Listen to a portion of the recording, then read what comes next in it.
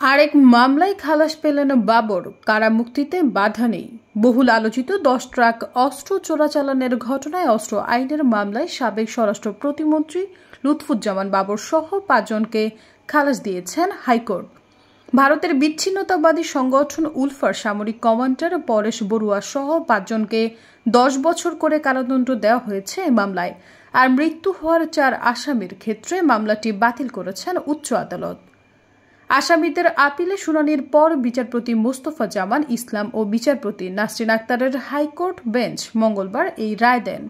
এ মামলায় অস্ত্র আইনের ধারায় ও 14 আসামিকে যাবজ্জীবন এবং 19 ধারায় 7 বছর সশ্রম কারাদণ্ড দিয়েছিলেন বিচারিক আদালত।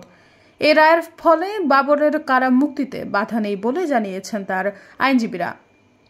বাবর ছাড়া অন্য যে 4 জনকে খালাস দেওয়া হয়েছে তারা হলেন রাষ্ট্রায়ত্ত সার কারখানা চিটাগং ইউরিয়া ফার্টিলাইজার লিমিটেডের সাবেক ব্যবস্থাপনা পরিচালক মহসিন তালুকদার, ইউএফএল এর সাবেক মহাব্যবস্থাপক AKM এনামুল হক, NSI এর সাবেক মহাপরিচালক মেজর জেনারেল অবসরপ্রাপ্ত রেজ্জাকুল হায়দার চৌধুরী ও সাবেক ভারপ্রাপ্ত শিল্প সচিব নুরুল আমিন।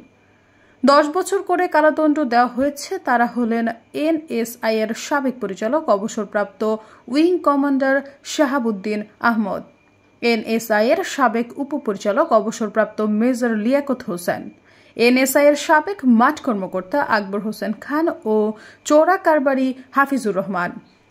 মৃত্যুর কারণে যাদের আপিল বাতিল হয়েছে তারা হলেন NSI এর সাবেক মহাপরিচালক আব্দুর রহিম, জামায়াতের সাবেক আমির মতিউর রহমান নিজামী, চোরা কারবারি দিন মোহাম্মদ ও চোরা কারবারিদের সহযোগী হাজি আব্দুস সোবহান।